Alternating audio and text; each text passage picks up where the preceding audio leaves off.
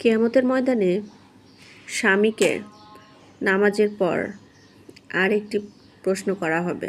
সেটা হলো, আপনার জীবনসঙ্গী কেমন ছিল?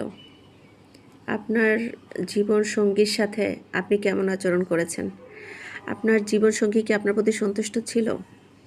তখন সেই জীবনসঙ্গী মানে আপনার স্ত্রী যদি আপনাকে ঠেকিয়ে দেয়, সে যদি বলে যে আমার হাজব্যান্ড আমার সঙ্গে ভালো আচরণ করেনি বা আমার লাইফটা বিষময় করে তুলেছিল বা মোটামুটি আমি তার প্রতি মোটেও সন্তুষ্ট ছিলাম না, তখন আল্লাহ তাআলা নিজেই বলবেন, আমিও তোমার প্রতি সন্তুষ্ট নই।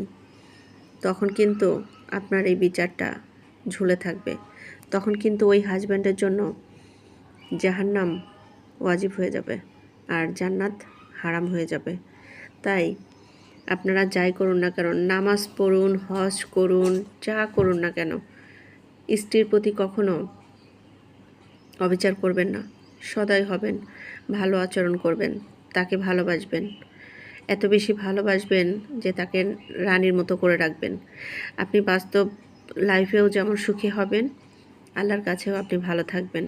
না হলে কিন্তু কিয়ামতের ময়দানে আল্লাহ কিন্তু আপনাকে ওই স্ত্রীর মাধ্যমেই ঠেকে দিতে পারেন।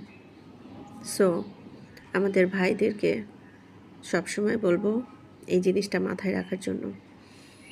আর একইভাবে ঠিক স্ত্রীদেরও উচিত, কোনো হাজব্যান্ড যখন ফুলফিল সবগুলো দায়িত্ব আপনার প্রতি কন্টিনিউ করছে, আপনাকেও ঠিক একইভাবে তার প্রতি দায়িত্বশীল থাকা।